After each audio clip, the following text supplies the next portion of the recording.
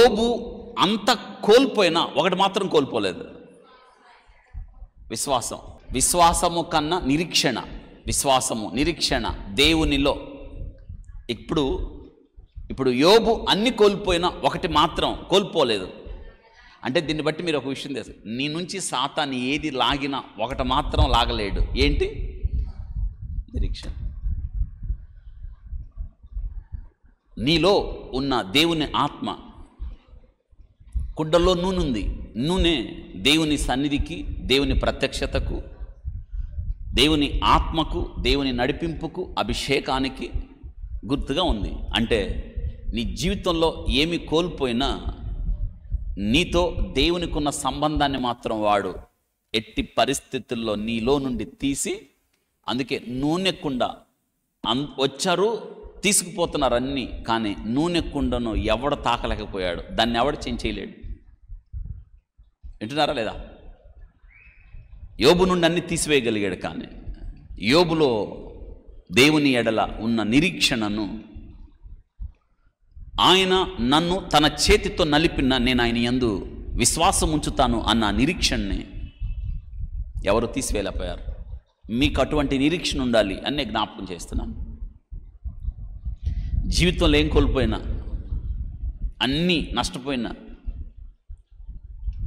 దేవునితో మీకున్న సంబంధం మించి దేవునిలో మీకున్న నిరీక్షణ, అది మీరు కోల్పోకూడదు. మనకి జీవితంలో ఏదో ఒక సమయంలో అరణ్య అనుభవాలు దేవుడు నేర్పిస్తాడు. ఇది ఎవరు అతిథులు కాదు.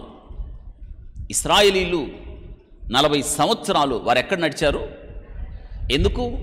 ఎందుకు నడిపించాడంటే దేవుడు అరణ్యము ద్వారా వారికి పాఠాలు నేర్పాలి అని ఇష్టపడుతున్నాడు.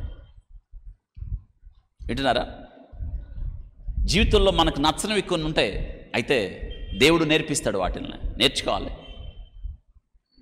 కొన్ని భరించాలి, దేవుడు నేర్పిస్తాడు. దేవుడు తీసుకెళ్ళి వదిలేస్తాడు నిన్ను, నేర్చుకో ఇక్కడ అని. అందుకే అరణ్య అనుభవాలలో దేవుడు మోషే ద్వారా వాళ్ళకి చెప్పాడు, పక్షి తన రెక్కల మీద ఎలా మోసిందో నేను మిమ్మల్ని అలాగా మోసింది.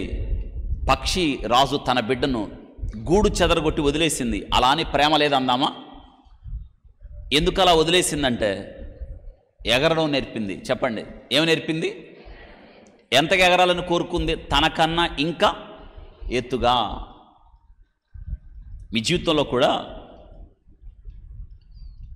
దేవుడు కొన్ని పరిస్థితులు అలా తీసుకొచ్చి మనల్ని అరణ్యంలో వదిలేస్తాడు. అయితే నిన్ను వదిలేశాడంటే దేవుడు వదిలేసి వెళ్ళిపోలా, నీ పక్కనే ఉన్నాడు. ఇది గుర్తుపెట్టుకోవాలి. నేను చూస్తాడు, నువ్వు ఎలా స్పందిస్తున్నావో చూస్తాడు. నా వల్ల కాదంటే మళ్ళీ నేను ఎత్తుకుంటాడు ఆయన. వింటున్నారా?